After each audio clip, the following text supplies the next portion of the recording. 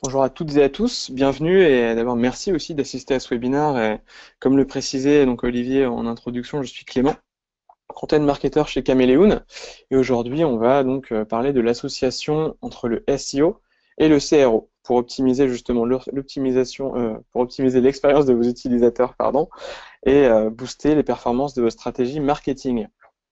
Alors pour commencer ce webinaire, j'ai souhaité vous montrer cette photo qu'on a prise dans les Galeries Lafayette, photo où on voit beaucoup de passants pour se promener dans les allées des galeries. Ceci étant, ça ne se traduit pas nécessairement par une volonté d'acheter in fine. C'est vraiment ce qui se passe aussi sur vos sites internet aujourd'hui, puisque vous avez des dizaines, voire des centaines de milliers de visiteurs qui chaque jour viennent sur votre site, et pourtant, tous n'achètent pas et c'est bien malheureux. En vérité, il existe une statistique qui montre que 97% des visiteurs qui viennent en moyenne sur un site internet partent sans acheter, ou du moins partent sans convertir. Ça ne signifie pas pour autant que tous ces visiteurs qui partent sans acheter n'ont aucune intention d'achat concernant vos produits. C'est peut-être des gens qui vont aller acheter ailleurs ou qui n'ont tout simplement pas été convaincus par votre offre, par votre contenu. La bonne nouvelle aujourd'hui, c'est qu'il existe des technologies qui sont là pour vous aider à analyser et à apprendre du comportement de vos visiteurs pour justement construire ensuite des opérations ou des expériences pertinentes pour les retenir et les pousser plus simplement à la conversion. Si on reprend notre visuel dans les Galeries Lafayette, on peut voir que beaucoup de visiteurs ont des comportements bien différents. Une première cliente avec un sac en main, donc clairement peut-être à acheter déjà dans les galeries, d'autres en train de discuter avec des vendeurs, on peut penser qu'ils sont sur le point de convertir, d'autres simplement en train de se promener dans les allées, et enfin, d'autres visiteurs qui malheureusement semblent quitter les galeries, on les a perdus, et c'est vraiment sur ces visiteurs aujourd'hui sur lesquels je vous propose de se concentrer pour justement leur proposer des expériences plus pertinentes, retenir leur attention et les pousser à la conversion. C'est d'autant plus intéressant avec le pont SEO-CRO, tout simplement parce que le SEO a vocation à faire venir plus de monde sur votre site, et le CRO vient en complément de cette stratégie pour transformer plus de ses visiteurs en clients. Alors pour commencer ce webinaire, je pense que c'est important quand même que je définisse bien le terme du CRO, pardon. Je pense que le SEO, c'est un terme que vous connaissez toutes et tous, du moins si vous assistez à ce webinaire aujourd'hui sur SEMrush.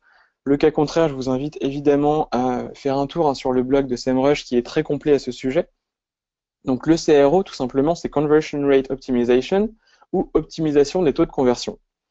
C'est une pratique qui repose sur deux briques. Une première brique de compréhension et d'analyse de votre audience, qui fonctionne avec des algorithmes de machine learning, eux-mêmes alimentés par une intelligence artificielle. Ces algorithmes sont capables aujourd'hui, du moins les algorithmes de Caméléon, sont capables d'analyser, de comprendre et d'apprendre du comportement de vos visiteurs pour justement vous aider à réaliser une segmentation avancée de votre audience et mieux visualiser les différentes problématiques de vos visiteurs. Une fois que vous avez cette connaissance client en main, il est pertinent d'agir et de construire des opérations finalement plus pertinentes avec la personnalisation et l'A/B testing. Alors c'est deux pratiques particulièrement appréciées des marketeurs aujourd'hui. D'abord avec l'A/B testing qui est une optimisation ergonomique de votre site. Tout simplement, imaginons que vous vous trouviez aujourd'hui sur votre page d'accueil et que vous ayez envie de modifier une image et de la transformer peut-être en un carrousel d'images. Très bien, vous construisez une variante de votre page. Vous poussez les deux à l'ensemble de votre trafic de manière aléatoire, et après quelques semaines de test, vous pouvez identifier par exemple que la variante B a mieux performé que votre original. En conséquence, vous déviez l'ensemble de votre trafic vers cette variante. Il s'agit vraiment de réaliser un compromis ergonomique. D'autre part, vous avez la personnalisation. La personnalisation part vraiment de ce que vous savez de vos visiteurs.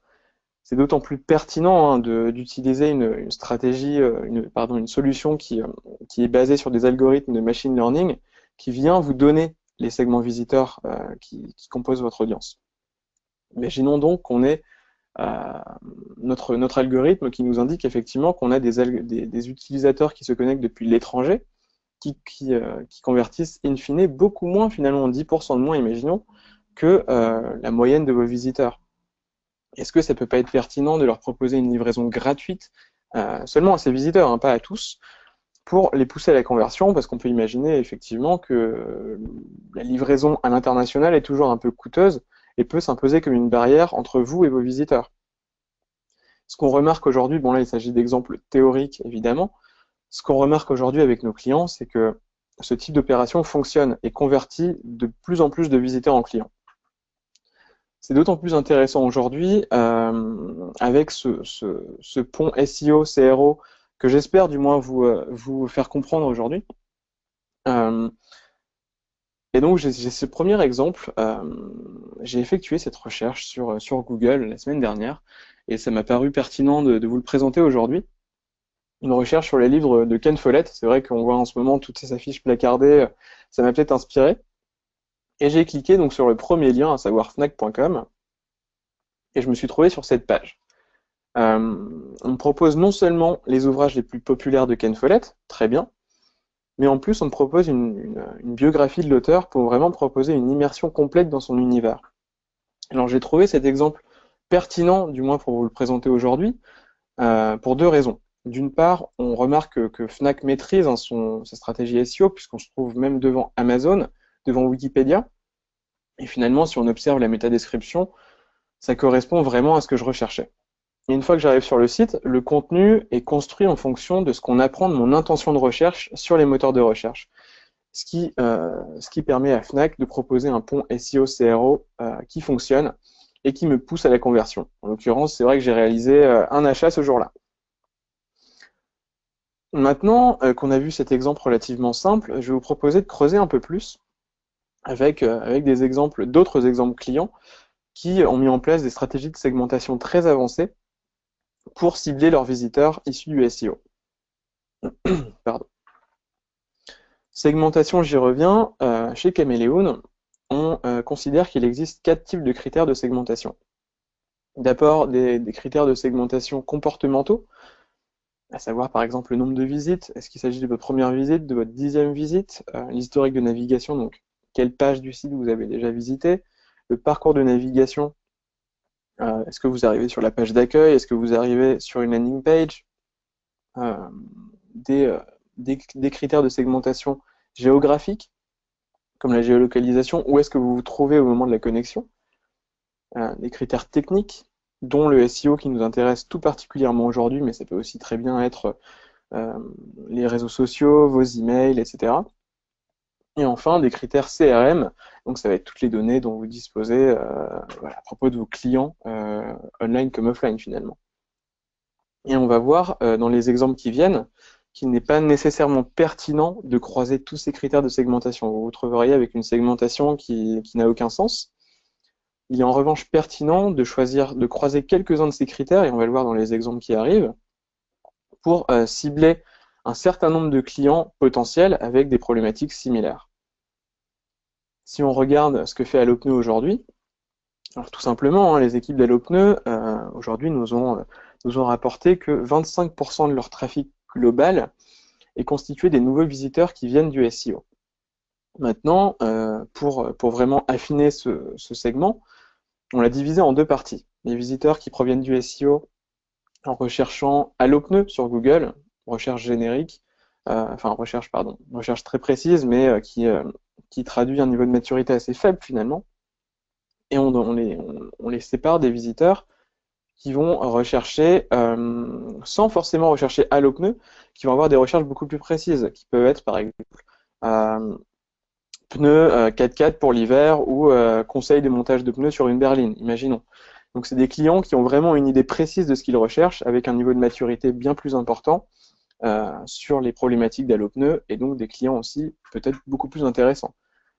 Aujourd'hui, Allopneu cible ces personnes en leur proposant une pop-in qu'on va voir dans un instant, une pop-in de bienvenue avec une certaine réduction qui pousse les visiteurs à la conversion. Pour réaliser cette campagne, on se concentre sur 4 critères. D'abord, donc la provenance, évidemment. On a tapé des mots-clés bien précis pour arriver sur le site, des mots-clés qui nous font arriver sur des pages profondes du site, donc les parcours de navigation.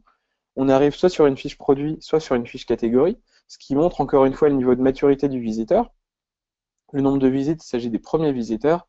Et le terminal, c'est un point, c'est pas un point anodin, puisqu'il s'agit d'une pop-in, encore une fois que je vous montre dans le slide suivant. Et une pop-in peut venir obstruer l'expérience sur mobile. Et c'est vrai que Google, ces derniers temps, du moins depuis le début de l'année 2017, vient pénaliser les sites qui abusent des pop-ins, qui obstruent vraiment l'expérience sur mobile. Donc voici ce à quoi ressemblait la pop-in en question. C'est une expérience très pertinente qui vient exploiter donc le niveau de maturité qui est traduit par la recherche SEO des visiteurs. Excusez-moi. Qui est traduit, voilà, excusez-moi, par la recherche justement SEO des visiteurs, et c'est une recherche qui va être récompensée finalement, enfin une campagne qui va être récompensée, excusez-moi, par les visiteurs, puisqu'on observe un taux d'achat de pneus à plus de 20% sur le segment ciblé par cette opération, et un chiffre d'affaires supérieur de 17%, encore une fois, sur le segment ciblé. Un signe que la pertinence de l'opération fonctionne. Même problématique chez Sportmaster, qui vient cibler ses visiteurs les plus qualifiés. Alors là, c'est un peu paradoxal chez Sportmaster, puisqu'ils ont remarqué que les visiteurs les plus qualifiés de leur site sont aussi ceux qui comptent parmi celles et ceux qui convertissent le moins. On observe un taux de conversion de moins 7% par rapport à la moyenne. Pour la petite histoire aussi, Sportmaster, c'est un de nos clients en Russie qui vend des équipements sportifs. Et donc voilà, ils vont s'intéresser du moins aux visiteurs issus du SEO qui vont réaliser des recherches de type manteau trek haute altitude, chaussures trek haute montagne, etc. Des gens qui ont vraiment une idée précise de ce qu'ils recherchent, mais qui n'achètent pas finalement sur Sportmaster, du moins pas suffisamment. On imagine donc que c'est des gens qui iront acheter selon leur niveau de maturité. Ils iront acheter soit chez Sportmaster, soit ailleurs, et malheureusement ils le font trop ailleurs. Comment les conserver? On imagine alors une incentive qui consiste à leur offrir la livraison, tout en leur promettant une livraison rapide, en moins de 2 jours. On se concentre donc forcément sur le SEO, la provenance, les mots-clés utilisés qui vont venir déclencher cette opération. Le parcours de navigation, on arrive sur les fiches produits, sur les catégories de produits. Encore une fois, ce type de ciblage aussi est pertinent puisque ça limite, d'une part, on cible les visiteurs matures, et d'autre part, cibler les visiteurs matures qui arrivent sur les pages plus profondes du site vient limiter les étapes avant la conversion finale. C'est donc d'autant plus intéressant pour Sportmaster. Et enfin, on fait un focus sur la géolocalisation, ce qui est très important, parce que je vous rappelle que la Russie, c'est quand même un pays extrêmement vaste, et pour promettre une livraison en 2 jours, il faut s'assurer quand même que les visiteurs se connectent à partir d'endroits justement qui se trouvent relativement proches des entrepôts de livraison. Encore une fois, une opération pertinente qui exploite très très bien la maturité des visiteurs et qui est récompensée. On passe de moins 7% de conversion par rapport à la moyenne à plus 14% de conversion par rapport à la moyenne. Et c'est aussi ce qui s'est résulté par une hausse de 16% du chiffre d'affaires. Enfin, troisième cas client avancé que je vous propose aujourd'hui, il s'agit d'un cas de nos clients dans le monde de la banque qui m'a autorisé à vous en parler aujourd'hui parce que c'est un cas vraiment très intéressant. Ceci étant, c'est encore un cas qui est en cours, c'est une opération qui est menée depuis 1 mois maintenant. On ne m'a pas autorisé à divulguer tout simplement le nom du client ni l'image du client. Mais bon, ça n'empêche que je vous en parle aujourd'hui. Alors, notre client aujourd'hui profite d'un trafic relativement important issu du SEO avec des visiteurs qui vont chercher à se renseigner sur la simulation de prêt en ligne. L'inconvénient, c'est que notre client aujourd'hui encore dispose d'une page unique dédiée à ce thème. Donc, quel que soit votre projet d'investissement, que ce soit un projet d'investissement immobilier, que vous ayez envie d'acheter une voiture ou de rénover votre cuisine, vous allez être redirigé vers la même page avec le même contenu générique. Ce qui peut être problématique si vous cherchez à avoir plus de précision sur un investissement immobilier, disons. Ça peut être très déceptif et il y a de grandes chances que vous vous rendiez sur un autre site, tout simplement, un site concurrent de cette banque. Pour pallier à ça, notre client a imaginé utiliser un chatbot personnalisé qui vient exploiter la recherche du visiteur, qui vient apprendre de la recherche du visiteur et vient lui proposer un scénario personnalisé qui se déclenche en fonction des mots-clés utilisés par le visiteur sur les moteurs de recherche. Et ensuite, voilà, le chatbot a pour mission d'accompagner le visiteur vers la conversion de façon plus rapide et plus naturelle, de façon à ce que le visiteur in fine demande une simulation de prêt en ligne. Pour cette campagne, on se concentre sur les parcours de navigation. Donc on arrive sur cette page dédiée à la simulation de prêt avec un chatbot qui vient se déclencher selon les mots-clés utilisés justement sur les moteurs de recherche. Une opération, je pense que vous l'avez deviné, un troisième cas, une opération pertinente à nouveau, qui permet au site d'accroître vraiment ses performances, puisqu'on observe un taux de rebond à moins 22% et un taux de demande de prêt en ligne en hausse de 19%. Ce qui est vraiment impressionnant hein, si on regarde la simplicité finalement de l'opération. Alors maintenant qu'on a vu ces cas un peu avancés finalement de bon SEO, CRO maîtrisé, je pense qu'il est intéressant de revenir sur un point qui peut être fâcheux, à savoir est-ce que le CRO peut venir déclasser votre site. C'est tout à fait légitime puisque effectivement hein, le CRO aussi a vocation à optimiser, à modifier le contenu de vos pages pour justement optimiser l'expérience de vos utilisateurs, ce qui peut donc avoir peut-être une incidence sur votre SEO. Très vite, j'ai envie de vous répondre non par la négative, mais c'est un propos à nuancer et j'y reviens tout de suite. Alors d'abord, le SEO va reposer sur 6 catégories, et peut-être peut-être qu'Olivier va me contredire. Ceci étant, le CRO va en impacter 3. D'abord, le comportement des visiteurs et la qualité du contenu on-site, et c'est vraiment la raison pour laquelle vous allez faire du CRO. Si vous faites du CRO aujourd'hui, c'est pour modifier le comportement des visiteurs, pour les pousser plus simplement à la conversion. Ça passe nécessairement par une modification de votre contenu et de vos messages, et c'est tout à fait logique que votre contenu soit plus qualitatif, ou du moins corresponde mieux à vos visiteurs, si vous les poussez à la conversion. Donc c'est 2 points qui ne sont que positifs en termes de SEO. Dernier élément, les mots-clés de la page.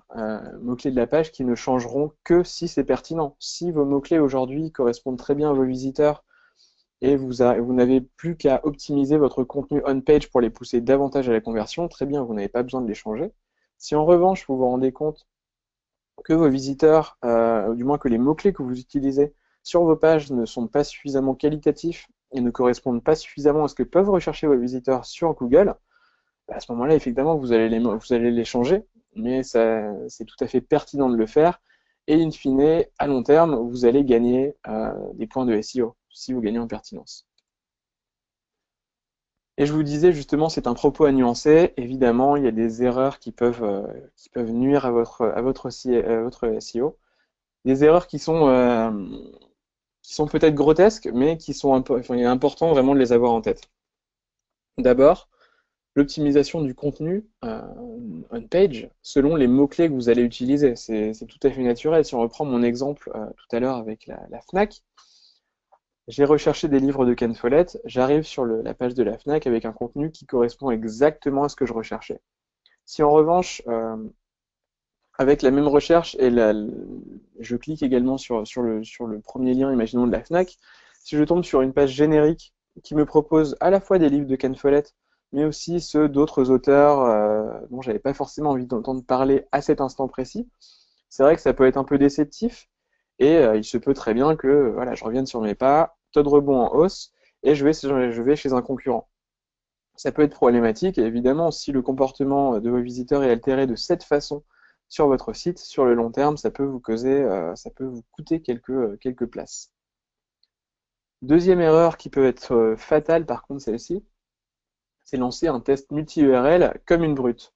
Alors, qu'est-ce qu'un test multi-URL? Tout simplement, quand vous faites du testing, vous allez pouvoir soit faire du testing sur un URL unique, et donc le contenu de votre page va s'adapter en temps réel pour vos visiteurs qui ne s'en rendront pas compte, ou alors, dans l'hypothèse où vous avez une structure de page radicalement différente, il peut être intéressant de faire un multi-URL. Je ne sais pas, par exemple, si vous faites un jeu concours avec une présentation vraiment différente de votre page, il peut être intéressant de rediriger aléatoirement vos visiteurs vers ces 2 pages pour tester justement la pertinence des messages. Vous construisez donc ces 2 pages, page.com et page.com/home. Vous les poussez aléatoirement à l'ensemble de votre trafic. Vous identifiez ensuite une variante gagnante, très bien. Vous poussez ensuite le contenu de la variante qui a mieux performé que l'original vous le mettez en avant tout simplement sur page.com, c'est tout à fait normal, et supprimez page.com/home. Ce qui encore une fois est normal, le test est terminé, on n'a plus besoin de cette variante. L'inconvénient, c'est que pendant les semaines de votre test, Google a indexé votre page variante page.com/home et a désindexé page.com parce que c'est une page qui performait moins, qui apparaissait finalement comme une copie de votre variante. Et vous vous retrouvez avec une page qui n'est plus indexée sur les moteurs de recherche au final. Et ça peut être très dommageable, imaginez qu'il s'agisse de votre page d'accueil. Je vous laisse imaginer les dégâts. Pour résoudre ce problème, qui n'en est pas un si vous savez comment l'éviter, il suffit d'utiliser les balises noindex. C'est très simple, hein. Si vous créez des variantes multi-URL, assurez-vous que Google ne les indexe pas. Aussi simple que ça. Et également, pour protéger au maximum votre SEO, utilisez des redirections 301 pour éviter tout simplement les erreurs 404. Imaginons que des sites tierces récupèrent l'URL de votre variante qui link justement vers votre site. Si vous n'effectuez pas de redirection 301, une fois que vous avez supprimé votre page, évidemment, vos visiteurs vont se retrouver face à une erreur 404, ce qui va vous coûter des taux de rebond importants et ce qui peut vous coûter aussi à l'avenir des mauvais points, des malus en termes de SEO. Dernier élément qu'il est très très important de prendre en compte quand on fait du SEO et quand on fait du CRO, ça fonctionne très bien pour les deux, tout changer d'un coup. En termes de SEO, si vous changez absolument tout d'un coup sur une page, vous pouvez vous douter que ça peut avoir des conséquences assez dramatiques parce que Google n'aime pas forcément les changements radicaux. En termes de CRO, ça n'a aucun sens parce que le CRO est une pratique incrémentale. Par exemple, si vous faites du testing et que vous avez envie de modifier des éléments de votre page d'accueil, imaginons que vous ayez envie d'optimiser vos images, vos CTA et votre menu, très bien. Si vous optimisez tout à la fois, vous ne saurez jamais d'où viennent vos gains ou vos pertes de conversion. Si en revanche vous optimisez chaque élément petit à petit, semaine après semaine, vous allez pouvoir visualiser d'où viennent exactement vos gains et vos pertes de conversion, ce qui vous permettra, après maintes tests, d'identifier les éléments qui performent le mieux pour vous et de créer cette version optimale de votre site. Alors avant de vous laisser partir finalement et de boucler ce webinaire, je vais vous présenter Caméléon, qui est vraiment le pionnier en termes d'intelligence artificielle aujourd'hui, en termes de personnalisation et d'A/B testing. Une technologie qui est reconnue, qui a été récompensée à plusieurs reprises au cours des dernières années. On peut aussi se vanter d'être la première communauté d'experts de l'optimisation de la conversion en France. Et on revendique aujourd'hui un peu plus de 450 clients, un parc de clients qui heureusement ne fait qu'augmenter.